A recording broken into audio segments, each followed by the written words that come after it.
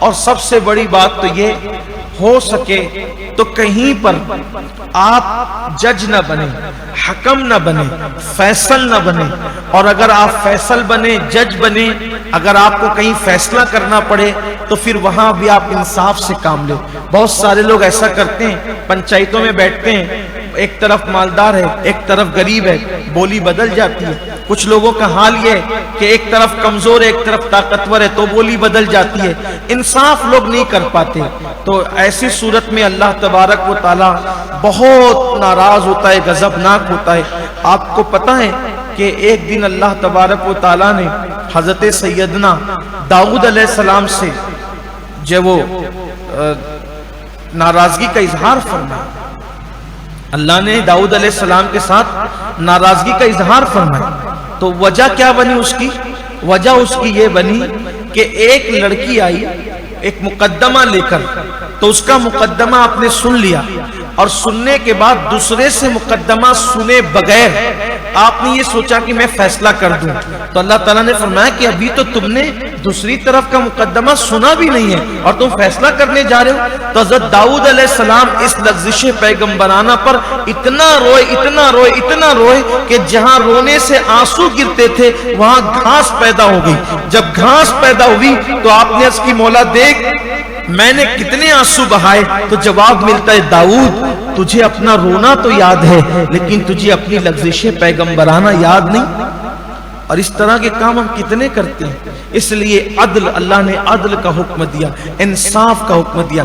بلکہ کہیں ایسا بھی ہو کہ ایک طرف مسلمان آئے اور دوسری طرف کافر آئے اور عدل کی بات ہو تو یہ مت دیکھو کہ مسلمان ہے کہ کافر ہے، جو سچی بات ہے وہ فیصلہ کر دو۔ آؤ اس کی مثال دیکھو، بہت پیارا سا خوبصورت سا واقعہ۔ ایک مرتبہ ایک معاملہ ہو گیا ایک مسلمان کے اور ایک یہودی کے درمیان۔ بظاہر ایک شخص مسلمان تھا، حالانکہ وہ مسلمان صحیح معنی میں نہیں تھا، وہ زبان سے کلمہ پڑھتا تھا لیکن اندر سے وہ منافق تھا، لیکن بہرحال تو کلمہ پڑھتا تھا۔ وہ ایک یہودی تک کھلا ہوا کافر یہودی اور ایک تک کلمہ پڑھنے والا آدمی، دونوں میں مسئلہ ہو گیا۔ جب دونوں میں مسئلہ ہوا تو یہودی نے کہا اس نام نہاد مسلمان سے کہ چلو تمہارے پیغمبر حضرت محمد صلی اللہ علیہ وآلہ وسلم کی بارگاہ میں فیصلہ کراتے ہیں۔ اس نے تھوڑا سا نکھر نکھر کیا کیونکہ اس کو پتا تھا کہ فیصلہ ہونا کیا ہے، کیونکہ وہ حق پر نہیں تھا۔ تو بہرحال جب حضور کے پاس گئے دونوں تو دونوں نے اپنا اپنا مقدمہ رکھا، تو حضور علیہ السلام نے فیصلہ اس یہودی کے حق میں کیا۔ مسلمان یہ نہیں دیکھا کہ کلمہ پڑھتا ہے، ایسا نہیں، فیصلہ یہودی کے حق میں کیا۔ تو یہودی کے حق میں فیصلہ ہو گیا تو اس نے کہا نام نہاد مسلمان نے کہ یہ فیصلے کو میں نہیں مانتا، چلو عمر کے پاس فیصلہ کرا، عمر فیصلہ کریں گے۔ اس یہودی نے کہا ٹھیک ہے۔ اس کو اتنا یقین تھا کہ یہاں جو فیصلہ ہوا ہے اس سے ہٹ کر وہاں فیصلہ، کیونکہ یہ استاد ہے وہ شاگرد ہے، استاد سچا شاگرد سچا، بات وہی ہونی ہے۔ اس نے کہا ٹھیک ہے۔ دونوں نے اپنی بات رکھی۔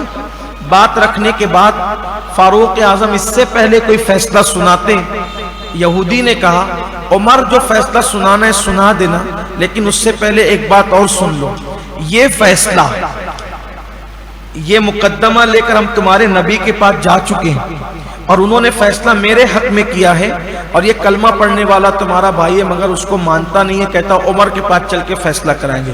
تو تمہارے نبی میرے حق میں فیصلہ کر چکے ہیں، اب اس کے بعد آپ کو جو فیصلہ کرنے کریں۔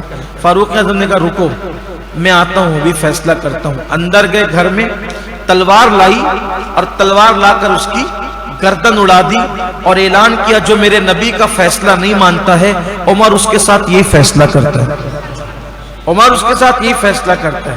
اب پورے مدینے کے منافقین ہنگامہ، عمر نے مسلمان قتل کیا، مسلمان قتل کیا، مسلمان قتل، جیسے ہم لوگوں کے ساتھ بھی ہنگامہ ہوتا ہے نا، مسلمانوں کی برائیاں کر رہے ہیں، مسلمانوں کی برائیاں کر رہے ہیں۔ ارے مسلمانوں کی برائیاں کون کر رہے ہیں؟ دیکھتا نہیں نبی کو اپنی طرح بشر کہتے ہیں، دیکھتا نہیں علم غیب کو لے کر گالیاں دیتے ہیں، ذرا یہ بھی تو دیکھو، وہ نظر نہیں آتا، یہ نظر آتا ہے لوگوں کو، وہ کیوں نظر نہیں آتا؟ وہاں بھی ہنگامہ تھا، مسلمان کو مارا، مسلمان کو مارا۔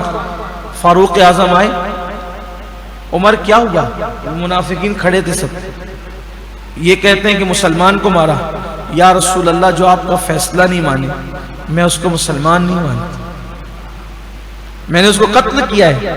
ابھی یہ بات ہو ہی رہی تھی کہ جبریل امین قرآن لے کر آ گئے، محبوب جو تیرا فیصلہ نہیں مانے وہ مسلمان ہو ہی نہیں سکتا، کلمہ پڑھ پڑھ کر چاہے جتنا حلق سکھا لے مسلمان نہیں ہو سکتا پیارے جب تک وہ تیرا فیصلہ نہیں مانے۔